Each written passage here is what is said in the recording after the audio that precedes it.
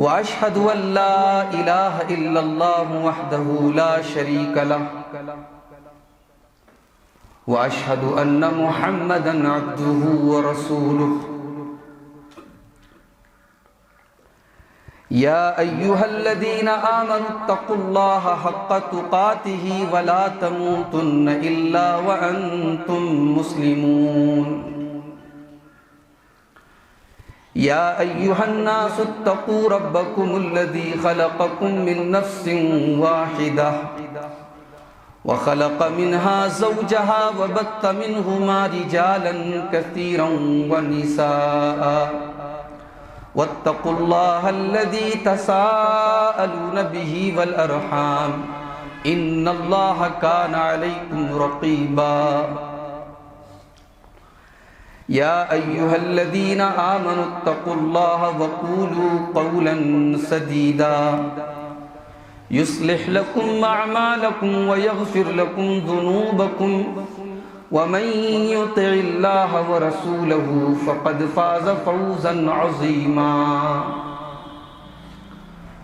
أما بعد فإن خير الحديث كتاب الله وخير الهدي هدي محمد صلى الله عليه وسلم وشر الأمور محدثاتها وكل محدثة بدعة وكل بدعة ضلالة وكل ضلالة في النار أعوذ بالله من الشيطان الرجيم بسم الله الرحمن الرحيم وَاعْبُدْ رَبَّكَ حَتَّى يَأْتِيَكَ الْيَقِينُ۔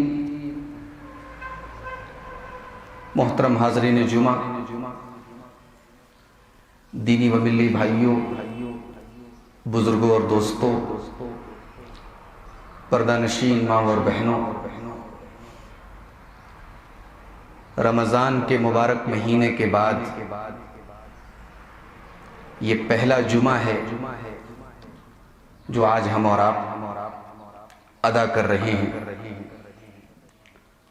رمضان کا مہینہ بڑا بابرکت مہینہ ہے۔ اس پورے مہینے میں ہم نے مختلف نیکی کے کام کیے، ہم نے روزے رکھے، 15 گھنٹے 16 گھنٹے ہم نے بھوک اور پیاس کی تکلیف کو برداشت کیا، ہم نے قیام اللیل کا اہتمام کیا، ہم نے تراویح کی نماز پڑھی، 1.5 گھنٹے 2 گھنٹے تک ہم نے کھڑے ہو کر کے اللہ کی بارگاہ میں ہم نے قیام اللیل کا اور تراویح کا ہم نے فریضہ تراویح کا ہم نے عمل انجام دیا۔ پھر آخری عشرے کی طاق راتوں میں ہم نے راتوں میں جاگ کر کے اللہ کی عبادت کی، ہم نے قرآن کی تلاوت بھی ایک بڑی تعداد میں کی۔ ہمیں سے جو لوگ صاحب حیثیت تھے انہوں نے اپنے مال کی زکوٰۃ بھی نکالی، ہم نے صدقہ فطر بھی ادا کیا۔ سوال یہ ہے کہ نیکی کے اتنے سارے کام کرنے کے بعد کیا اب ہمیں اطمینان سے بیٹھ جانا چاہیے کہ ہم نے تو جنت پکی کر لی؟ ہم نے اتنی مشقتوں والا مہینہ گزار کر کے کمپلیٹ کر لیا، ہم نے طاق راتوں میں جاگ کر کے شب قدر کو تلاش کر لیا، کیا ہمیں یہ سوچ کر کے اطمینان سے بیٹھ جانا چاہیے؟ نہیں، ایک مومن نیک عمل کرنے کے بعد اس بات کی فکر کرتا ہے، اس بات کی چنتا کرتا ہے، اس بات کی ٹینشن لیتا ہے کہ اس کی نیکی اللہ کی بارگاہ میں قبول ہوئی یا نہیں ہوئی۔ اس نے جو تراویح پڑھی، اس نے جو روزے رکھے، اس نے جو تلاوت کی، اس نے طاق راتوں میں جو جاگ کر کے عبادت کی، یہ عبادتیں اللہ کی بارگاہ میں قبول ہوئی کہ نہیں ہوئی، اس بات کی وہ ٹینشن لیتا ہے۔ اسی لیے ہمارے سلف صالحین سال کے 6 مہینے عبادت کرتے تھے کہ اے اللہ تو ہمیں اتنی زندگی دے دے، اتنی مہلت دے دے کہ ہمیں رمضان کا مہینہ مل جائے۔ اور جب انہیں رمضان کا مہینہ مل جاتا تھا اور اس میں وہ خوب عبادت کرتے تھے تو باقی کے 6 مہینے وہ یہ دعا کرتے تھے کہ اے اللہ ہم نے جو رمضان میں عبادتیں کی ہیں تو ان کو قبول کر لے۔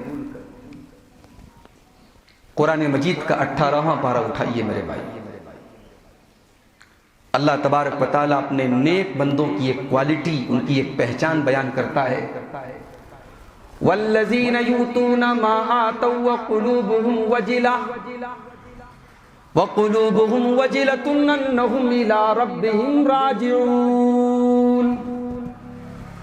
میرے نیک بندے وہ ہیں، میرے متقی بندے وہ ہیں، میرے پرہیزگار بندے وہ ہیں جو اللہ کی راہ میں صدقہ دیتے ہیں، خیرات کرتے ہیں، اللہ کی راہ میں پیسے خرچ کرتے ہیں۔ وَقُلُوبُهُمْ وَجِلَةٌ أَنَّهُمْ إِلَىٰ رَبِّهِمْ رَاجِعُونَ، پھر بھی ان کے دلوں کے اندر یہ ڈر ہوتا ہے، ان کے دلوں کے اندر یہ خوف ہوتا ہے، ان کے دل کانپ رہے ہوتے ہیں کہ ان کو اپنے رب کے پاس پلٹ کر کے جانا ہے۔ اما عائشہ نے قرآن کی اس آیت کے بارے میں اللہ کے نبی سے سوال کیا کہ اے اللہ کے نبی یہ کون سے لوگ ہیں جو اللہ کی راہ میں صدقہ بھی کر رہے ہیں، مال بھی دے رہے ہیں، زکوٰۃ بھی دے رہے ہیں، خیرات بھی کر رہے ہیں، پھر بھی ان کے دلوں میں ڈر ہے، ان کے دلوں میں خوف ہے۔ اے اللہ کے نبی کیا یہ وہ لوگ ہیں جو دنیا میں چوری کرتے تھے؟ کیا یہ وہ لوگ ہیں جو دنیا میں شراب پیتے تھے؟ کیا یہ وہ لوگ ہیں جو دنیا میں زنا کرتے تھے؟ یہ کون سے لوگ ہیں؟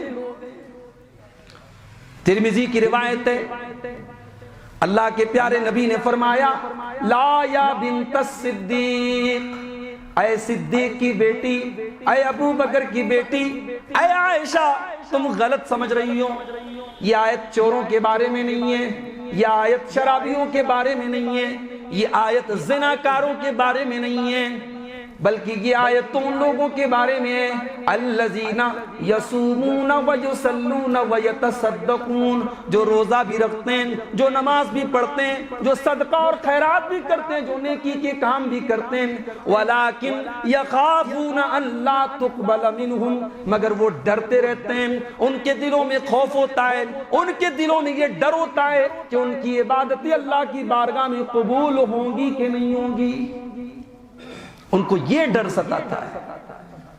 اور اس لیے اللہ کہہ رہا ہے وَالَّذِينَ يُؤْتُونَ مَا آتَوْا وَقُلُوبُهُمْ وَجِلَةٌ أَنَّهُمْ إِلَىٰ رَبِّهِمْ رَاجِعُونَ، میرے نیک بندے وہ ہیں جو اللہ کی راہ میں صدقہ خیرات کرتے ہیں، جو اللہ کی راہ میں مال دیتے ہیں، پھر بھی ان کے دلوں میں ڈر ہوتا ہے کیونکہ ان کو اپنے رب کے پاس پلٹ کر کے جانا ہے۔ اسی لیے آگے کی آیت میں فرمایا اولئک یسارعون فی الخیرات وہم لہا سابقون، یہ وہ لوگ ہیں جو نیکی کے کام میں آگے آگے رہتے ہیں، جو نیکی کے کام میں بڑھ چڑھ کر کے حصہ لیتے ہیں، جو نیکی کے کام میں پیچھے نہیں رہتے۔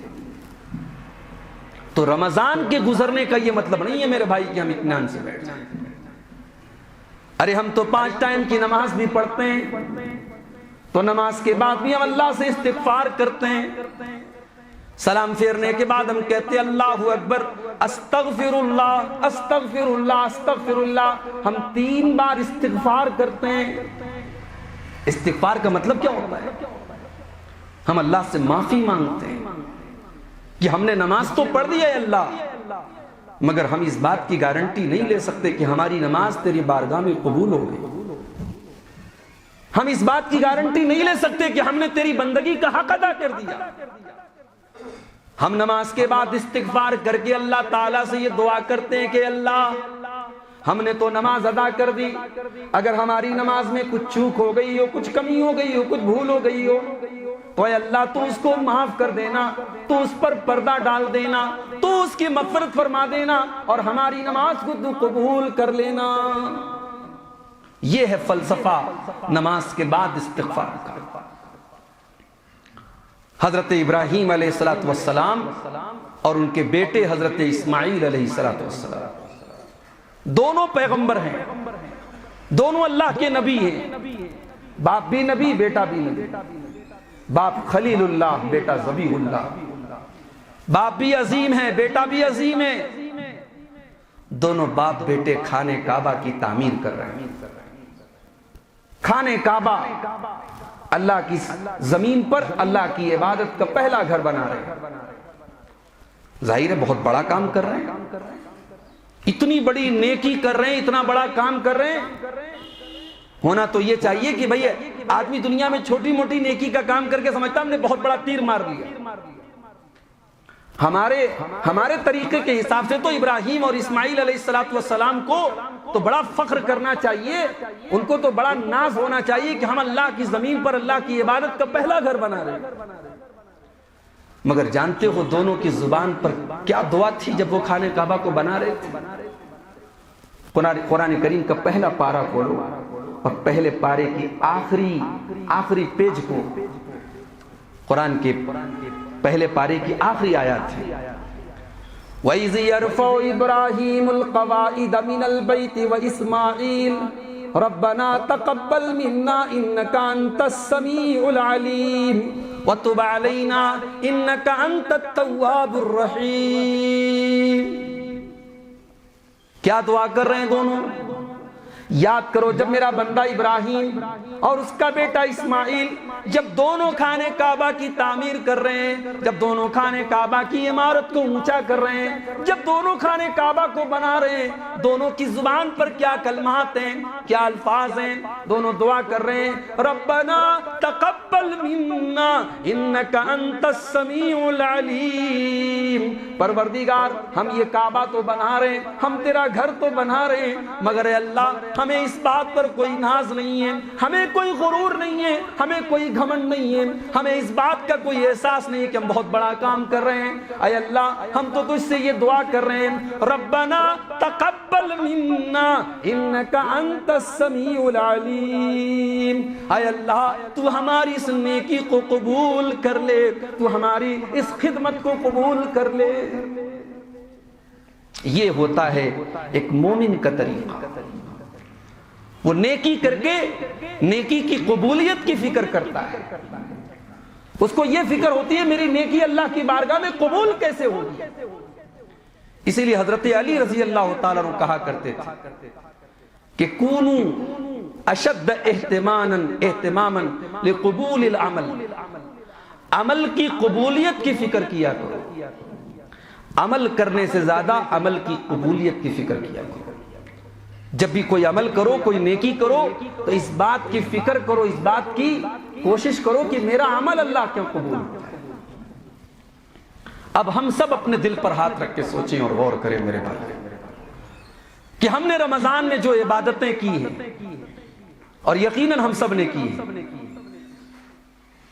میں ایسے بھی لوگوں کو جانتا ہوں جو رات میں تنہائی میں تہجد پڑھتے تھے. حالانکہ مسجد میں تراویح کی نماز جماعت سے پڑھنا زیادہ افضل ہے, اس کا زیادہ ثواب ہے.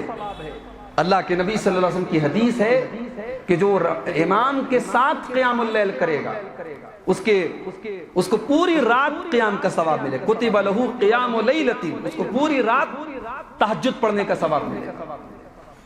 مگر اللہ کے کچھ بندے ایسے بھی ہوتے ہیں, ان کو یہ لگتا ہے کہ میں جماعت کے ساتھ اگر پڑھوں گا تو شاید اللہ تعالیٰ کے ساتھ جو ایک پرائیویسی ہونی چاہیے, جو ایک تنہائی میں جو کیفیت دل کی ہوتی ہے, وہ شاید مسجد میں نہ بن پائے. پورے رمضان وہ اکیلے عبادت کرتے ہیں. ایسے بھی لوگ ہوتے ہیں, ایسے بھی لوگ ہوتے ہیں کہ اللہ کی راہ میں لاکھوں کروڑوں دے دیتے ہیں, اور جس کو دیتے ہیں اس کو خبر تک نہیں ہونے دیتے کہ تجھ کو کون دے رہا ہے. تو نیکی کرنے والے تو بہت کچھ کرتے ہیں. سوال یہ ہے کہ اس بات کا ثبوت کیا ہے, اس بات کا پروف کیا ہے, اس بات کی دلیل کیا ہے, اس بات کی نشانی کیا ہے کہ ہماری نیکی اللہ تعالیٰ کیوں قبول ہو. آئیے میں آپ کو بتاتا ہوں کہ اس کی نشانی کیا ہے.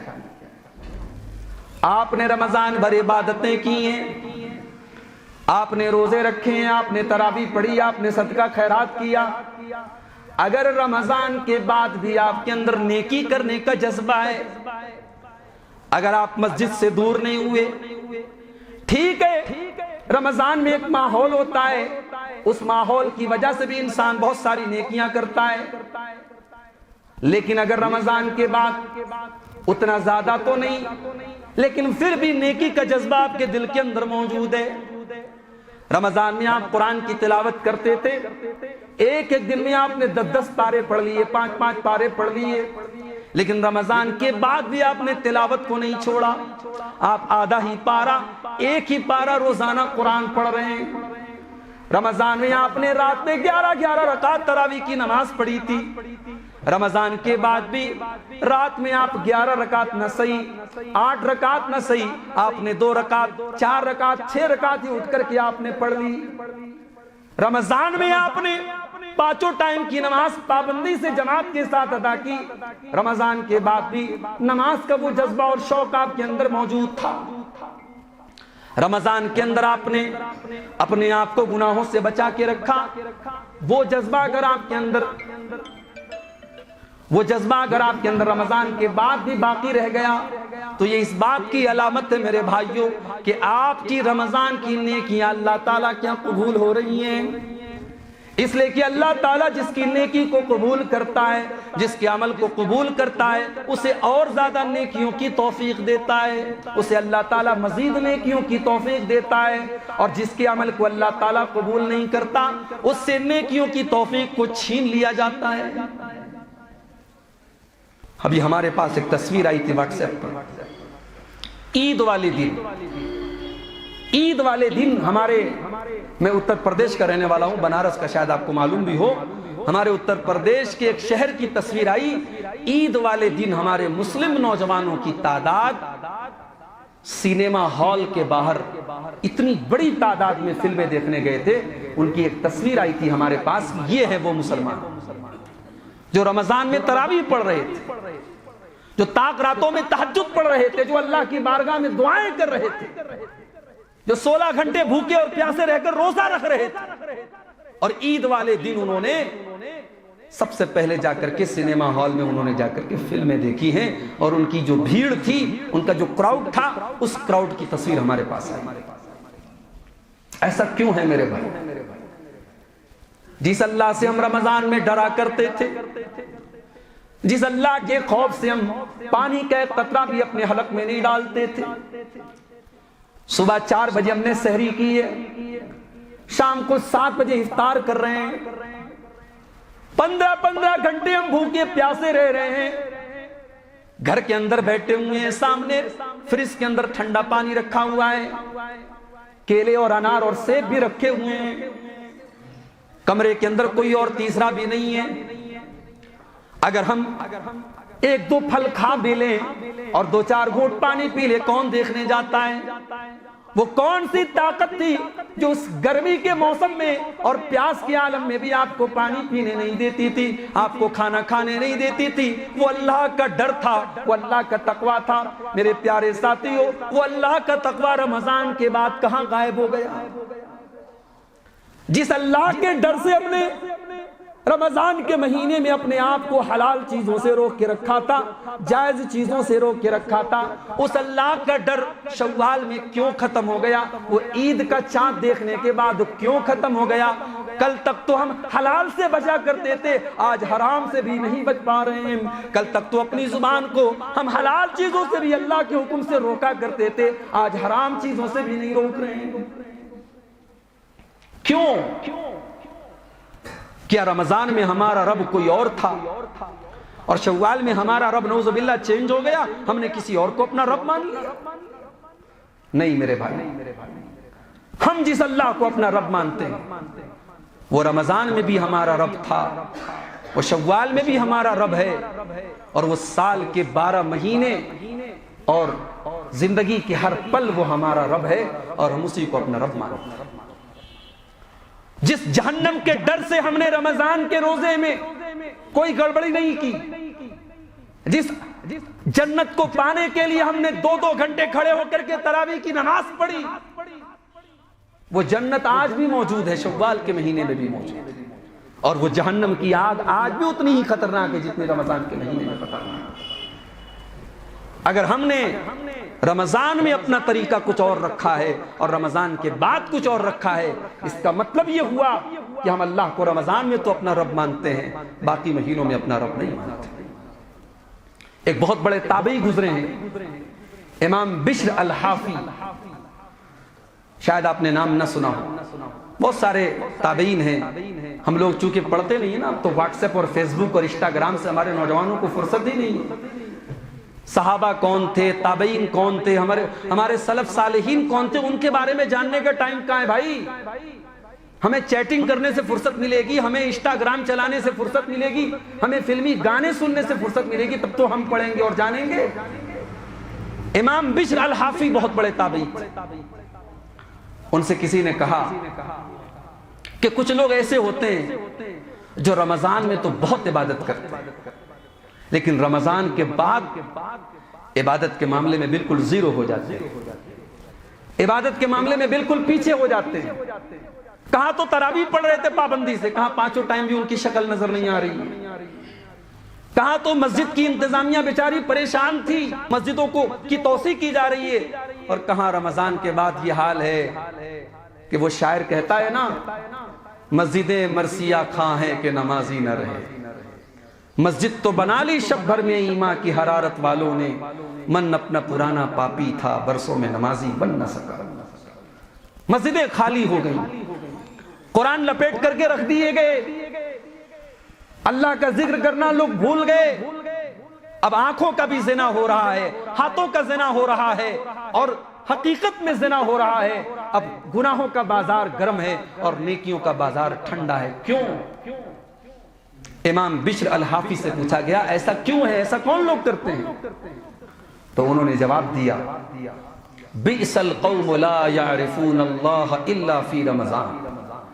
کہ بڑے برے ہیں وہ لوگ، بڑے برے ہیں وہ لوگ جو اللہ کو صرف ایک مہینے کے لیے پہچانتے ہیں. جس اللہ کو ہم مانتے ہیں وہ اللہ ایک مہینے کے لیے نہیں، 12 مہینے ہمارا رب ہے. اس اللہ کا ڈر 12 مہینے ہمارے دل میں ہونا چاہیے. ایسا نہیں ہے کہ رمضان میں ہم کوئی گڑبڑ کام کریں گے تو اللہ پکڑے گا اور شوال میں کریں گے تو نہیں پکڑے گا.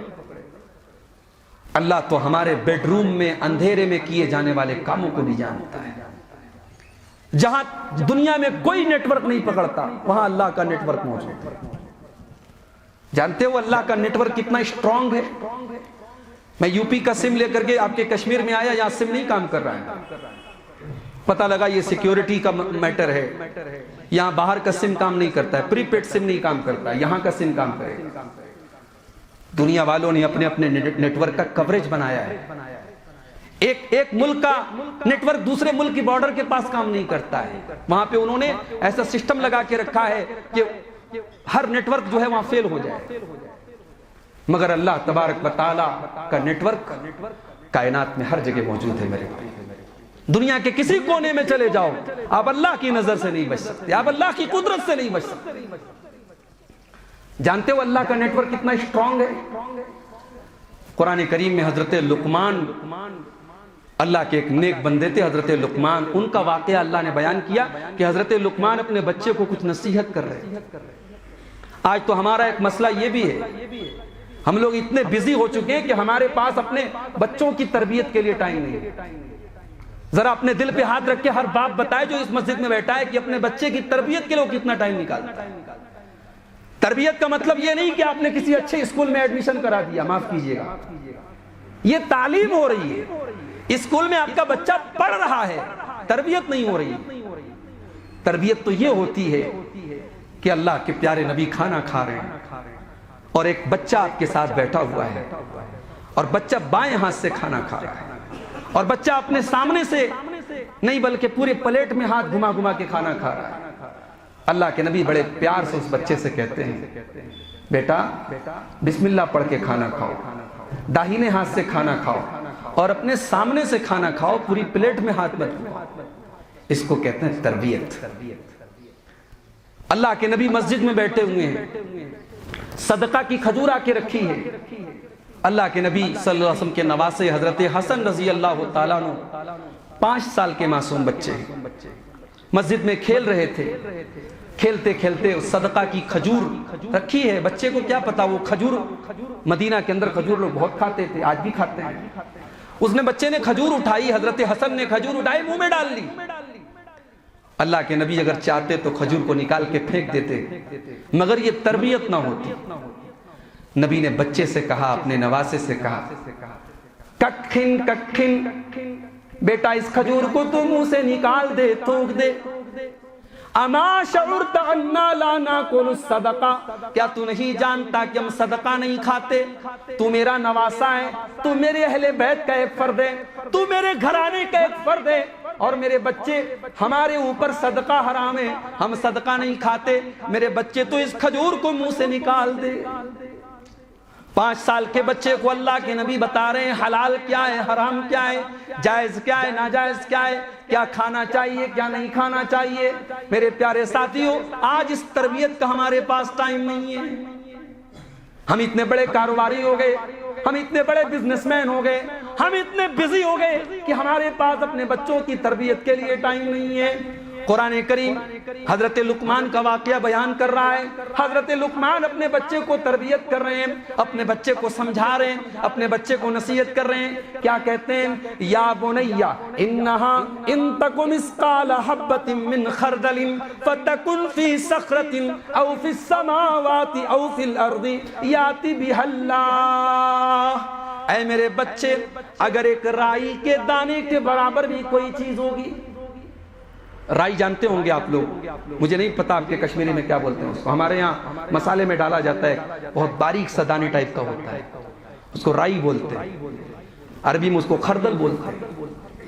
حضرت لقمان اپنے بچے سے کہتے ہیں اگر ایک رائی کے دانے کے برابر بھی کوئی چیز ہوگی، یعنی اسمال نہیں، اسمالر نہیں، اسمالسٹ اگر کوئی چیز ہوگی، دنیا کی سب سے چھوٹی کوئی چیز ہوگی، کسی چٹان کے اندر ہوگی، آسمانوں پر کہیں ہوگی، زمین پر کہیں ہوگی، کائنات کے کسی کونے میں ہوگی، یاتی بہا اللہ، اللہ تعالیٰ اس رائی کے دانے کے برابر کی چیز کو بھی سامنے لے آئے گا۔ ان اللہ لطیف خبیر، اللہ تعالیٰ تو باریک سے باریک چیز کی خبر رکھنے والا ہے۔ اس اللہ کا نیٹ ورک اتنا اسٹرانگ ہے میرے بھائی۔ ہم رمضان میں اس اللہ سے ڈریں اور شوال میں نہ ڈریں۔ رمضان کی زندگی ہماری الگ ہو اور رمضان کے بعد کی زندگی بالکل الگ ہو، یہ تو بڑی گڑبڑ بات ہے میرے بھائی۔ بندے مومن کی زندگی اللہ کی ملکیت ہے۔ ہماری زندگی ہماری پراپرٹی نہیں ہے بھائی، ہماری زندگی اللہ کی پراپرٹی۔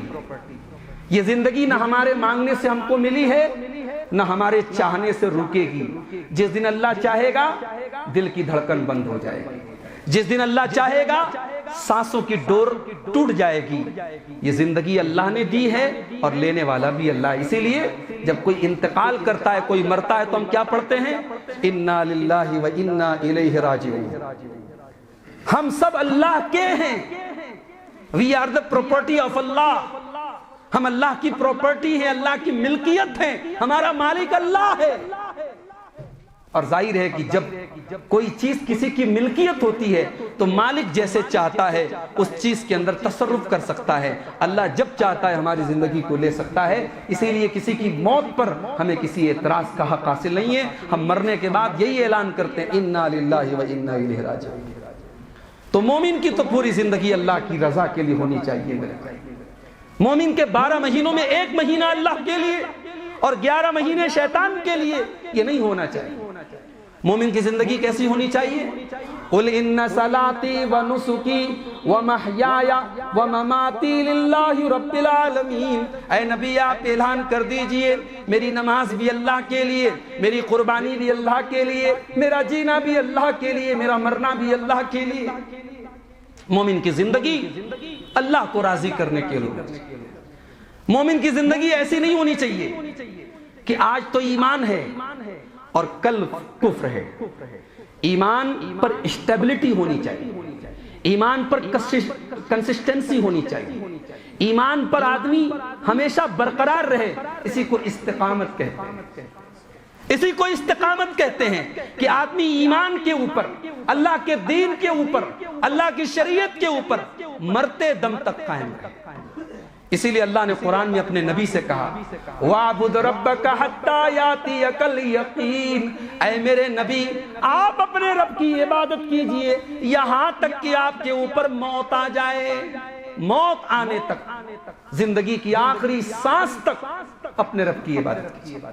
اللہ نے یہ نہیں کہا کہ شوال کا چاند دیکھنے تک اللہ کی عبادت کرو۔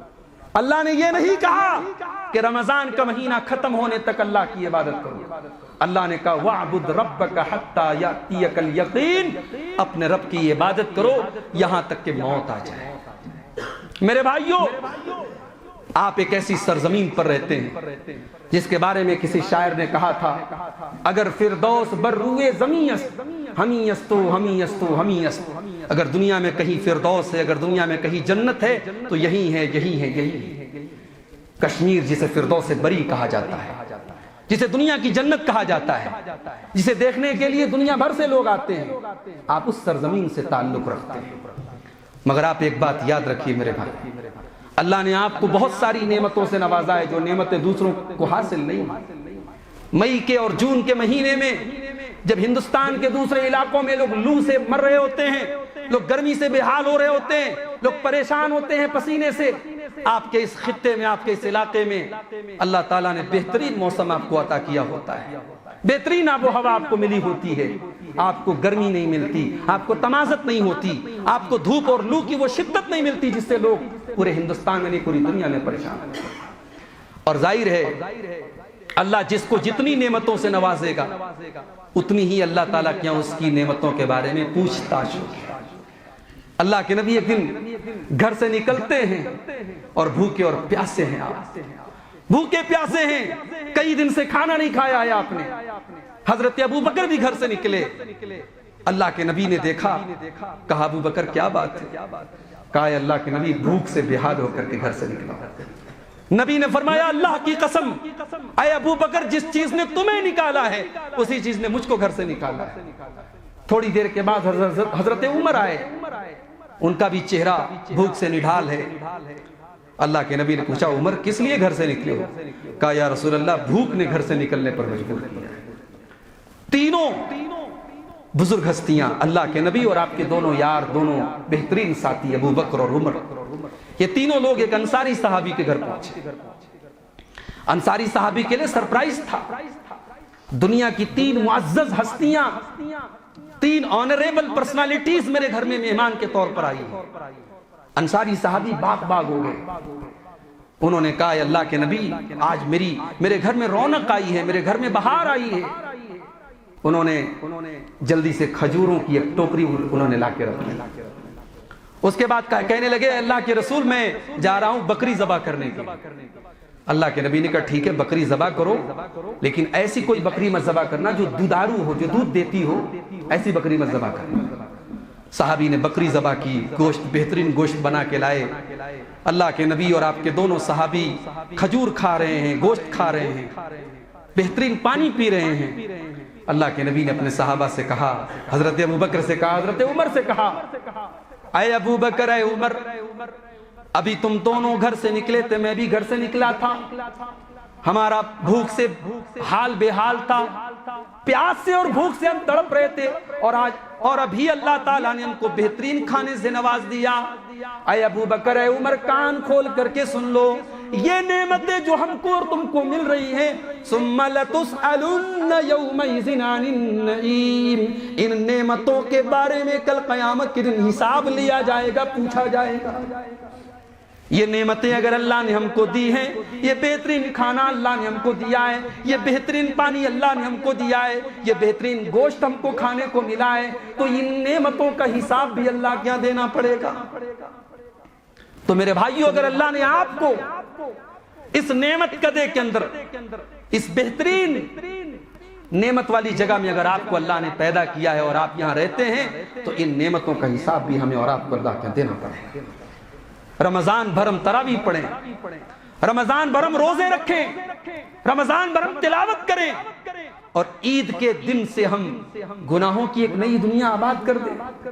ہمارا نوجوان بے حیائی اور بدکاری کے کاموں میں مبتلا ہو جائے، شراب و شباب کے نشے میں ڈوب جائے، ہماری نوجوان بہنیں بے حیائی پر اتر جائیں، بے پردگی پر اتر جائیں، اور ہم کیا کھا رہے ہیں، کیا پی رہے ہیں، کہاں جا رہے ہیں ہم یہ بھول جائیں، تو اس کا مطلب یہ ہوا کہ ہم نے نیکی کر کے ہم نے اپنے اکاؤنٹ میں جو نیکیوں کو درج کرایا تھا، اپنے نام اعمال میں جو نیکیاں ہم نے نوٹ کروائی تھی، اب ہم ایک ایک کر کے ان نیکیوں کو ڈیلیٹ کروا رہے ہیں۔ اللہ نے قرآن کے 14ویں پارے میں ایک عورت کا ذکر کیا.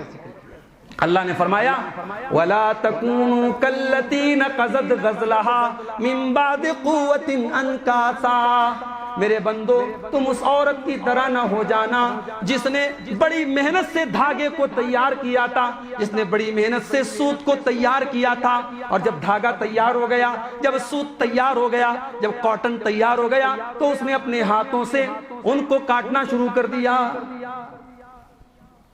اس عورت کی طرح مت ہو جاؤ جو بڑی محنت سے دھاگے کو تیار کرتی ہے اور اس کے بعد اس کو اپنے ہاتھوں سے کاٹ کر کے توڑ کر کے برباد کر دیتی ہے.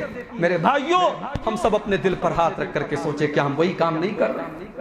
ہم ایک مہینہ اللہ کی عبادت کریں، اللہ کو راضی کریں، حرام سے بچیں، ناجائز سے بچیں، اور رمضان ختم ہوتے ہی ہم حرام چیزوں میں لگ جائیں تو ہم تو اسی گڑیا عورت کی طرح ہو گئے جو اپنی محنت سے اس دھاگے کو، اس تاگے کو، اس سوت کو تیار کر دیا اور پھر کاٹنے لگے. پیچھے شاید کچھ لوگ کھڑے ہیں، پریشان ہیں، آپ لوگ تھوڑا سا آگے آگے آ جائیں تاکہ پیچھے آنے والوں کو دقت نہ ہو، پریشانی نہ ہو. تھوڑی سی گنجائش بنا لیں، اتنی ہی جگہ لے کر کے بیٹھے جتنی جگہ میں آپ آرام سے بیٹھ سکتے ہو، پیچھے آنے والوں کو بھی تھوڑی جگہ مل جائے. تو ایسا نہیں ہونا چاہیے میرے بھائی. اگر ہم استقامت والا ایمان اپنے اندر پیدا کریں. استقامت کا مطلب سمجھتے ہیں؟ استقامت کا مطلب اگر سمجھنا ہے تو کوئی حضرت سمیہ سے پوچھے. سمیہ کہتے کہ عورت بڑی کمزور ہوتی ہے، عورت بڑی ایموشنل ہوتی ہے، عورت بڑی جذباتی ہوتی ہے. میں کہتا ہوں کہ اگر عورت ایمان والی ہو، عورت سمیہ کے جیسی ہو، تو بڑے بڑے مرد اس کا مقابلہ نہیں کر سکتے. سمیہ نے جان دے دی، سمیہ شہید ہو گئی، اللہ کو پیاری ہو گئی، مگر اس نے اپنے ایمان سے کمپرومائز نہیں کیا، اپنے دین سے سمجھوتا نہیں کیا، اپنی توحید سے سمجھوتا نہیں کیا. ابو جہل نے بڑی بے دردی سے مارا سمیہ کو، مگر سمیہ کو ایمان سے پھیر نہیں سکا، سمیہ کو توحید سے پھیر نہیں سکا. اس کو کہتے ہیں استقامت، اس کو کہتے ہیں دین کے اوپر اسٹیبلٹی، دین کے اوپر مضبوطی سے قائم رہنا. استقامت کا مطلب اگر سمجھنا ہو تو حضرت بلال سے سمجھو. بلال کہنے کو ایک غلام تھا، بلال کہنے کو رہنے والا حبشہ کا ایک کالا کلوٹا غلام تھا. وہ کوئی ہینڈسم نہیں تھا، وہ آپ کی طرح کوئی خوبصورت نہیں تھا. شاید دنیا والوں کی نظروں میں ہینڈسم اور اسمارٹ ہونے کی جتنے معیار ہوتے ہیں اور جتنے پیمانے ہوتے ہیں، اس میں سے کسی پیمانے پر بلال کھڑا نہیں اترتا. بلال کا پورا جسم بالکل بلیک ہے، کالا ہے، مگر بلال کے سینے میں جو دل ہے وہ اللہ کے لیے دھڑکتا ہے.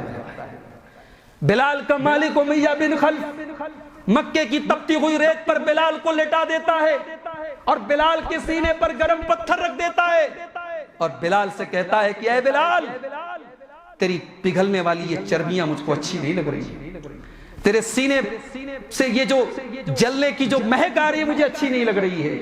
تو اسلام کو چھوڑ دے، تو نبی کا دین چھوڑ دے، ہم تجھے چھوڑ دیں.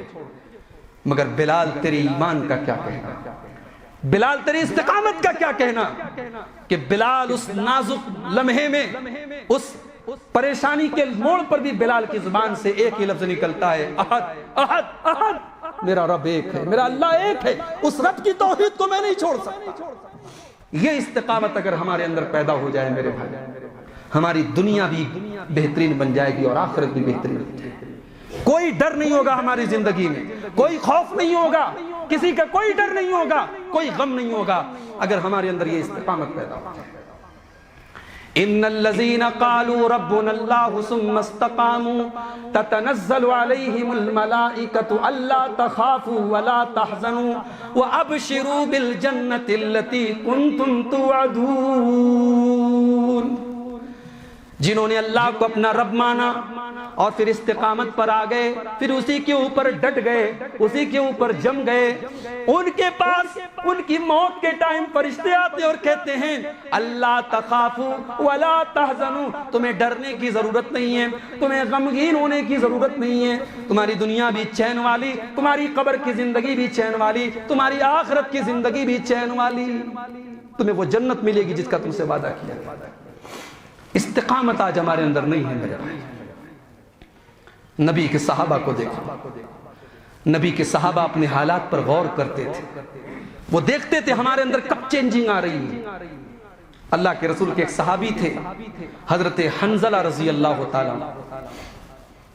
حضرت حنظلہ رضی اللہ تعالیٰ عنہ یہ ایک دن گھر سے نکلے، راستے میں ابو بکر صدیق ملے، کہنے لگے اے ابو بکر مجھے ایک پریشانی ہے، ایک پرابلم ہے۔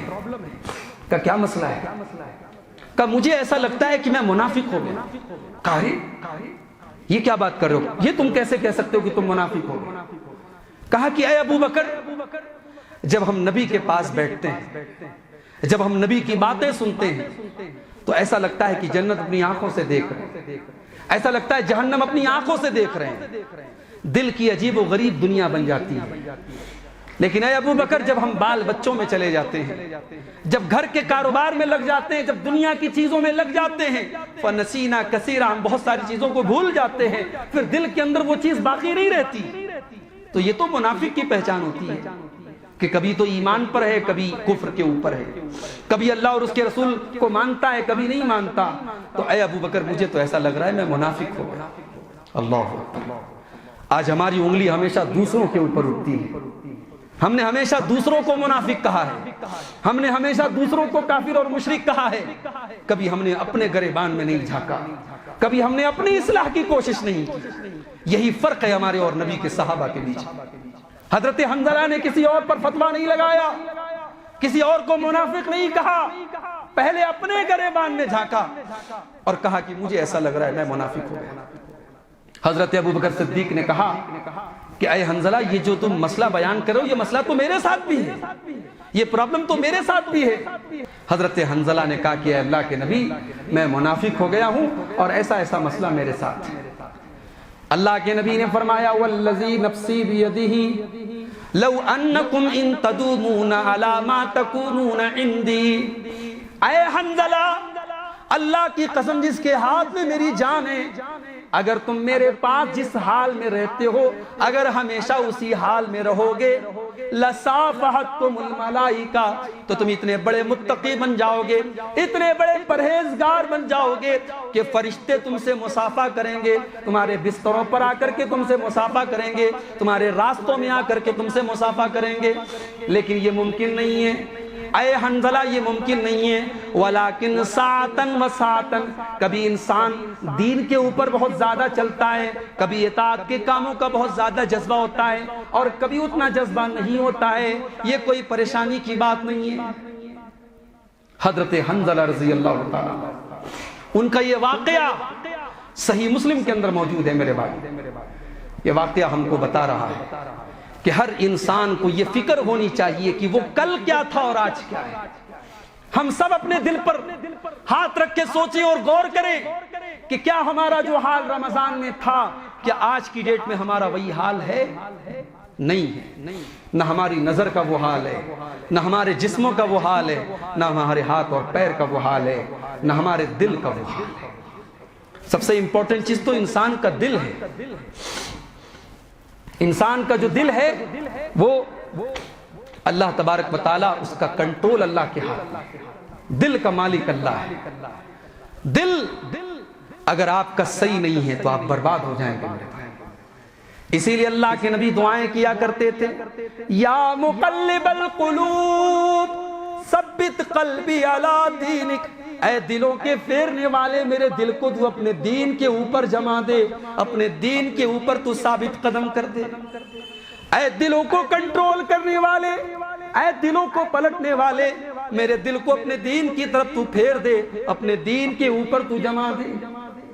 یہ نبی اکرم دعائیں کیا کرتے تھے اور ایک بہت پیاری دعا آپ نے یہ بھی سکھائی ہے، اللہم اصلح لی دینی الذی هو عصمت امری، اے اللہ تو میرے دین کو درست کر دے، تو میرے دین کو صحیح کر دے، کیونکہ میری اصل بنیاد تو میرا دین ہے، میرے معاملے کی بنیاد تو میرا دین ہے، جس کے اوپر میری نجات کا معاملہ ہے وہ تو میرا دین ہے۔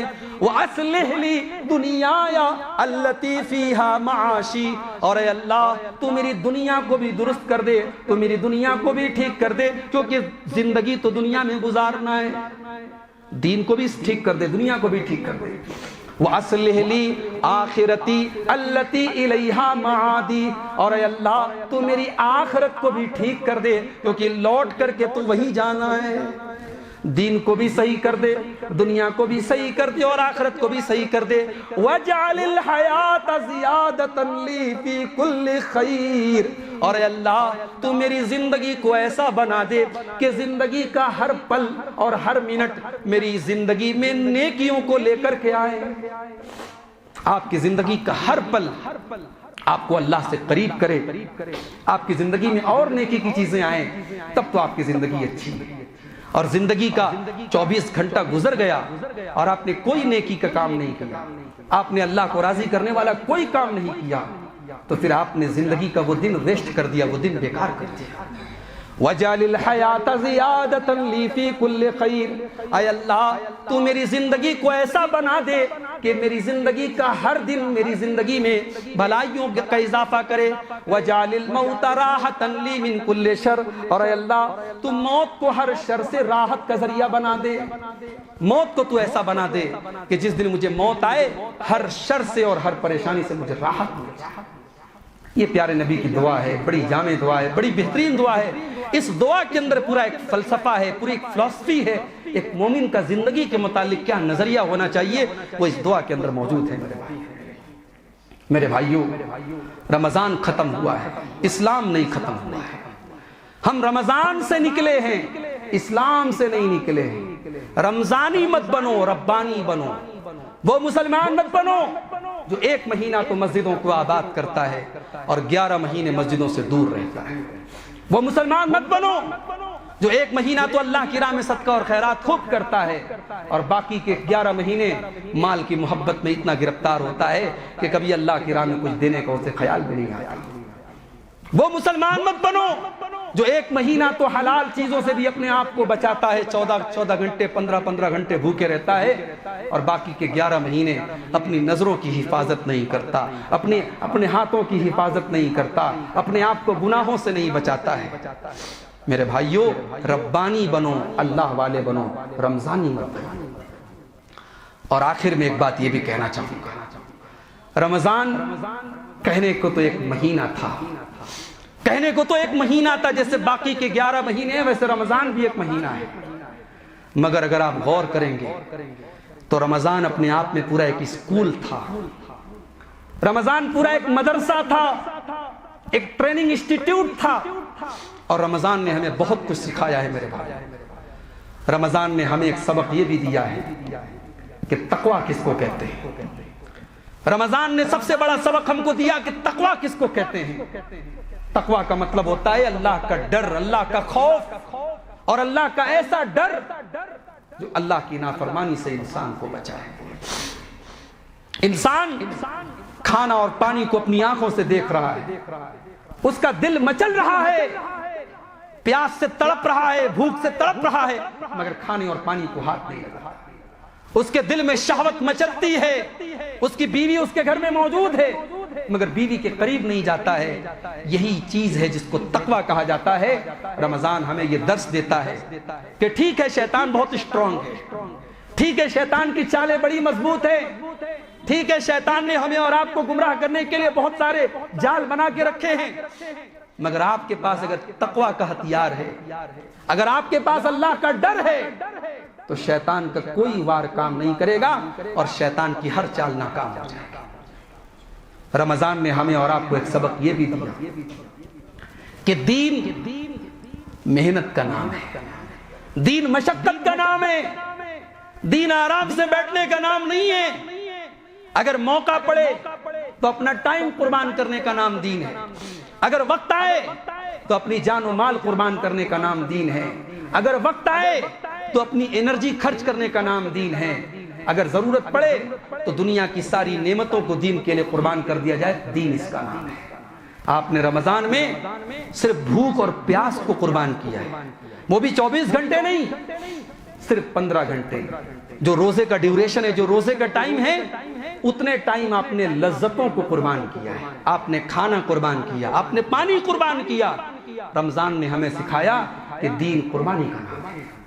اور ایک بات بتاؤں، رمضان نے ایک سبق ہم کو یہ بھی دیا کہ دین کے اندر بھی ایک لذت ہوتی ہے. بھائی 15 گھنٹے اگر ہم کو کوئی ایسے کہے، ہمارا کوئی بڑا دوست ہے، بڑا قریبی ہے، وہ ہم سے کہے صاحب تم صبح کچھ کھا لیے ہو، اب رات میں کھانا، دوپہر میں کچھ مت کھانا، 15 گھنٹے تم بھوکے رہنا، ہم اپنے دوست کی بات نہیں مانیں گے. لیکن اللہ کے حکم پر ہم نے روزہ رکھا اور پھر اس روزے کی ایک لذت کو، اس کا ایک ٹیسٹ ہم نے محسوس کیا. ایمان کی بھی ایک لذت ہوتی ہے میرے بھائی. رمضان نے ہم کو یہ سکھایا کہ ایمان کی لذت کو محسوس کرو. اور یہاں میں اللہ کے نبی کی وہ حدیث آپ کو دہرانا چاہتا ہوں آپ کے سامنے. اللہ کے نبی نے فرمایا ثلاث من کن فیہ وجد بہن حلاوۃ الایمان. 3 چیزیں اپنے اندر پیدا کر لو، تم ایمان کی مٹھاس کو پالو گے، تم ایمان کی لذت کو پالو گے. 3 چیزیں تمہارے اندر اگر پیدا ہو جائیں تو تم ایمان کی مٹھاس کو پالو گے. نمبر 1 ان یکون اللہ ورسولہ احب الیہ مما سواہما، کہ تم اللہ اور اس کے رسول سے اتنی محبت کرو، اتنی محبت کرو کہ اتنی کسی اور سے نہ کرو. سب سے بڑھ کر کے اللہ اور اس کے رسول کی محبت پیدا ہو جائے دل میں تو وہ دل ایمان کی لذت کو چکھے گا. دوسری چیز وَأَن يُحِبَّ الْمَرْءَ لَا يُحِبُّهُ إِلَّا لِلَّهِ. تم کسی مسلمان سے، کسی مومن سے، کسی موحد سے، کسی قرآن و حدیث پر چلنے والے سے محبت کرو. اس کی خوبصورتی کی وجہ سے نہیں، اس کے پیسے کی وجہ سے نہیں، اس کے بزنس اور کاروبار کی وجہ سے نہیں، اس کے شاندار مکان کی وجہ سے نہیں. اس سے صرف اللہ کے لیے محبت کرو، اللہ کے دین کے لیے محبت کرو. اگر یہ چیز تمہارے اندر پیدا ہو جائے تو تم ایمان کی مٹھاس کو پالو گے. اور تیسری چیز وَأَن يَكْرَهَ أَن يَعُودَ فِي الْكُفْرِ كَمَا يَكْرَهُ أَن يُقْذَفَ فِي النَّارِ. تم اسلام میں آنے کے بعد، تم دین کے اندر آنے کے بعد اب دوبارہ کفر کی طرف جانے کو اتنا ہی ناپسند کرو جتنا آگ میں ڈالے جانے کو ناپسند کرتے ہو. جتنا تمہیں اس بات سے نفرت ہے کہ تمہیں آگ میں جلا دیا جائے اور ڈال دیا جائے، اتنی ہی نفرت اسلام میں آنے کے بعد تمہیں کفر سے ہونی چاہیے. تمہارے دل میں کبھی یہ خیال بھی نہ آئے کہ تمہیں اسلام لانے کے بعد دوبارہ کفر کے راستے کی طرف جانا پڑے. رمضان نے ہمیں یہ سبق بھی دیا ہے. رمضان نے ہمیں اور آپ کو یہ سبق بھی سکھایا کہ اسلام اجتماعیت کا نام ہے، اسلام دوسروں کے کام آنے کا نام ہے، اسلام بے سہاروں کو سہارا دینے کا نام ہے. رمضان کا مہینہ تھا، آپ نے روزے دار کو افطار کرایا. کیا مقصد تھا اس افطار کرانے کا؟ بھئی پیسہ آپ کا لگ رہا ہے، رقم آپ کی خرچ ہو رہی ہے، مگر آپ نے کسی روزے دار کو افطار کرایا، اتنا بڑا ثواب آپ کو ملے گا. اللہ کے پیارے نبی فرماتے ہیں جو کسی روزے دار کو افطار کرائے گا من فطر صائما کان لہ مثل اجر فاعلہ، جتنا روزہ رکھنے والے کو ثواب ملتا ہے اتنا ہی آپ کو بھی ثواب ملے گا، اس کے ثواب میں کوئی کمی نہیں ہوگی. ہمیں سے بہت سارے لوگوں نے افطار کرایا ہوگا روزے داروں کو. ہم نے عید کے دن عید کی نماز کے لیے نکلنے سے پہلے ہم نے صدقہ فطر ادا کیا. صدقہ فطر کا مقصد بھی یہی تھا کہ عید کے دن جب ہم بہترین کھانا کھا رہے ہوں، ہمارے غریب بھائیوں کے گھر میں بھی کھانا بننا چاہیے. ایسا نہ ہو کہ ہم تو کھانا کھائیں اور دوسرے بھوکے رہیں. اسلام خود غرضی کا دین نہیں ہے، اسلام سیلفشنس کا دین نہیں ہے، اسلام سوارتھی ہونے کا دین نہیں ہے، اسلام صرف اپنے فائدے اور اپنی غرض کا دین نہیں ہے. اسلام دوسروں کے کام آنے کا دین ہے، اسلام دوسروں کی مدد کرنے کا دین ہے، اسلام دوسروں کی تکلیف کو محسوس کرنے کا دین ہے. اور اسی لیے روزے کا حکم صرف غریب کو رکھنے کا حکم نہیں ہے. روزہ غریب کو بھی رکھنا ہے، امیر کو بھی رکھنا ہے. جو کروڑ پتی ہے، ارب پتی ہے، جس کے گھر میں بہترین کھانا بنتا ہے، جو ہوٹل میں کھانا کھانے جاتا ہے تو ہزاروں کا کھانا کھا کر کے آدھا کھانا کھاتا ہے، آدھا ڈسٹ بین میں ڈال دیتا ہے، اس امیر آدمی کو بھی روزہ رکھنا ہے. جب وہ 15 گھنٹے 16 گھنٹے بھوکے رہے گا تو اسے احساس ہوگا کہ بھوک کس چیز کا نام ہے. اسے احساس ہوگا کہ میں تو اللہ کے حکم پر بھوکا اور پیاسا ہوں. کتنے اللہ کے بندے ہیں جو بیچارے مجبور ہیں، ان کے پاس کھانے کو کچھ نہیں ہے، ان کے بچوں کے پاس کچھ نہیں ہے، وہ مجبوری میں بھوکے رہتے ہیں. ان مجبوروں کی بھوک کا احساس رمضان کا یہ روزہ ہمیں اور آپ کو کراتا ہے. اور ایک آخری چیز میرے بھائیو، رمضان کب آیا اور کب ختم ہو گیا احساس نہیں. اللہ نے رمضان کا ذکر کرتے ہوئے قرآن میں فرمایا ایام معدودات، یہ گنتی کے چند دن ہیں. رمضان جب شروع ہوتا ہے تب آدمی کو لگتا ہے یار بڑا لمبا روزہ ہے، کیسے رکھیں گے، مگر جب رمضان ایک بار شروع ہو جاتا ہے پھر کتنا جلدی ختم ہو جاتا ہے ہمیں احساس نہیں۔ رمضان ہمیں یہ سبق دیتا ہے کہ جیسے یہ مہینہ آیا اور گزر گیا، ایسے ہی ایک دن آئے گا کہ آپ دنیا کے لیے مرحوم ہو جائیں گے، آپ کی ہستی مٹ جائے گی اور آپ منو مٹی نیچے دفن ہو جائیں گے۔ آپ نے بڑا بہترین مکان بنوایا تھا، لیکن آپ قبر کے اندر ایک تنگ اور تاریک کوٹری میں چلے جائیں گے۔ وہاں آپ کے جسم کا کیا بنے گا، وہاں آپ کی ہڈیوں کا کیا بنے گا، وہاں آپ کو کون گرمی سے راحت دے گا، وہاں آپ کو کون تکلیف سے بچائے گا۔ رمضان ہمیں یہ سبق دے رہا ہے کہ دنیا کو سب کچھ مت سمجھو، دنیا میں زندگی بہترین گزارو، اسلام منع نہیں کرتا، مگر اپنی زندگی کا ٹارگٹ آخرت کو بناؤ۔ من کان یرید العاجلۃ عجلنا لہ فیہا ما نشاء، جو دنیا کو بہتر بنانا چاہتا ہے، جو دنیا کمانا چاہتا ہے، ہم اسے دنیا دے دیں گے۔ عجلنا لہ فیہا ما نشاء لمن نرید، ہم دنیا تو اسے دے دیں گے۔ ثم جعلنا جہنم ثم جعلنا لہ جہنم یصلاھا مذموما مدحورا، پھر اسے جہنم کے اندر ڈال دیا جائے گا۔ ومن اراد الآخرۃ وسعى لها سعیھا، اور جو آخرت کی تیاری کرے گا، جو آخرت کے لیے کوشش کرے گا، وہو مؤمن، اور وہ ایمان والا ہوگا، فاولئک کان سعیھم مشکورا، تو یہی وہ لوگ ہیں جن کی نیکی اللہ قبول کرے گا۔ تو رمضان نے ہمیں اور آپ کو یہ سبق بھی دیا ہے کہ دنیا کو سب کچھ مت سمجھو، دنیا فانی ہے، دنیا ختم ہونے والی ہے۔ آج انسان نیا سال مناتا ہے، انسان اپنی شادی کی سالگرہ مناتا ہے، انسان اپنے بچوں کا برتھ ڈے مناتا ہے، اپنا برتھ ڈے مناتا ہے۔ انسان یہ نہیں سوچتا کہ اگر وہ آج 35 سال کا ہو گیا تو وہ یہ خوشی نہ منائے کہ وہ 35 سال کا ہو گیا، بلکہ وہ یہ افسوس کرے اور یہ سوچے کہ اس کی زندگی کا 1 سال اور کم ہو گیا، وہ اپنی موت سے 1 سال اور قریب ہو گیا، اور قبر کی طرف جو جانے والا راستہ تھا، 1 قدم اس راستے کی طرف وہ اور بڑھ گیا۔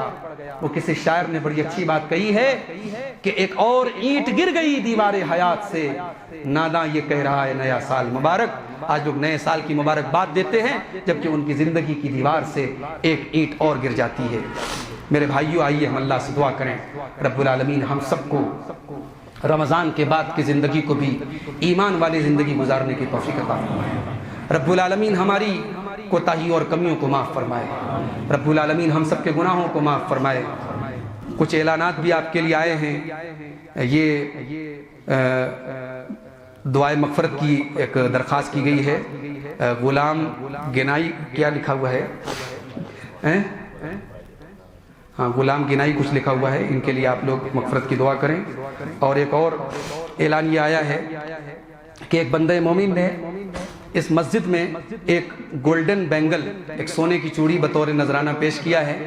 اللہ تعالیٰ ان کی اولاد کو اور ان کو اللہ تعالیٰ ایمان پر قائم رکھے اور ان کے صدقے کو قبول کرے۔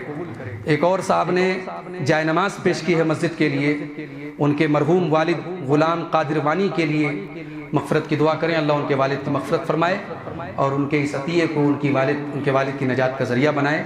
آپ سب سے بھی یہ اپیل ہے کہ یہ اللہ کا گھر ہے، مسجد ہے، اس میں مختلف ضروریات ہوتی ہیں۔ آپ جمعہ کے دن آتے ہیں، اس مسجد کے لیے آپ بڑھ چڑھ کر کے تعاون کریں۔ ظاہر ہے کہ اللہ کے گھر کے لیے آپ کا جو بھی تعاون ہے، جو بھی عطیہ ہے، وہ آخرت میں آپ کے کام آئے گا اور آپ کے گناہوں کی مغفرت کا ذریعہ بنے گا۔ اللہ ہم سب کو اس کی توفیق عطا فرمائے، اللہ ہماری کمیوں اور کوتاہیوں کو معاف فرمائے۔ جو ہم میں بیمار ہیں اللہ ان کو شفائے کامل عاجل عطا فرمائے، جو روزی روٹی سے پریشان ہیں اللہ ان کے کاروبار میں برکت نصیب فرمائے، جن کے بچے اور جن کی اولاد نافرمان ہے اور اپنے والدین کو تکلیف دے رہی ہے اللہ ان کی اولاد کو ہدایت دے، اور جو اپنے والدین کی خدمت نہیں کر رہے ہیں اللہ ان کو اپنے والدین کی خدمت کی توفیق عطا فرمائے۔ رب العالمین ہمیں 12 مہینے والا نمازی بنا دے، اللہ زندگی کی آخری سانس تک اپنی عبادت کرنے والا بنا دے، اللہ زندگی کی آخری سانس تک ایمان پر قائم رکھے، اللہ ہمیں اپنی نعمتوں کی قدر کرنے اور ان کا شکر ادا کرنے کی توفیق عطا فرمائے۔ رب العالمین ہم سب کی حفاظت فرمائے، ہماری بستی کی حفاظت فرمائے، اللہ ہمیں امن، چین اور سکون اور راحت نصیب فرمائے۔ اللہ دنیا اور آخرت ہر جگہ ہمیں امن اور سکون کے ساتھ رکھے۔ اللہ ہمارے تمام اہل اسلام بھائیوں کی جان اور مال کی حفاظت فرمائے۔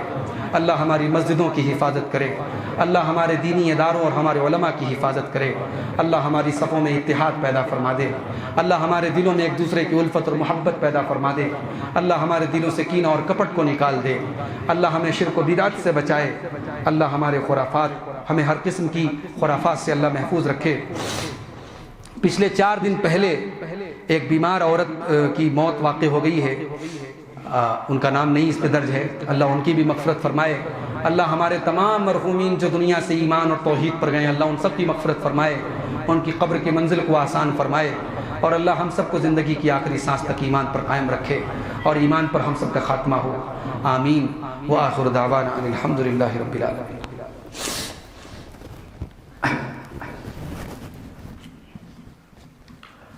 الحمد للہ کفا وسلام علی عبادہ الذین اصطفى، اما بعد، اعوذ باللہ من الشیطان الرجیم، بسم اللہ الرحمن الرحیم۔ ان اللہ وملائکتہ یصلون علی النبی یا ایہا الذین آمنوا صلوا علیہ وسلموا تسلیما۔ اللہم صل علی محمد وعلی آل محمد کما صلیت علی ابراہیم وعلی آل ابراہیم انک حمید مجید۔ اللہم بارک علی محمد وعلی آل محمد کما بارکت علی ابراہیم وعلى آل إبراهيم إنك حميد مجيد۔ اللهم أعز الإسلام والمسلمين وأذل الشرك والمشركين ودمر ديارهم وشتت شملهم وفرق جمعهم۔ إن الله يأمر بالعدل والإحسان وإيتاء ذي القربى وينهى عن الفحشاء والمنكر والبغي يعظكم لعلكم تذكرون۔ اذكروا الله يذكركم وادعوه يستجب لكم ولذكر الله أتم وأعلى وأجل وأكبر۔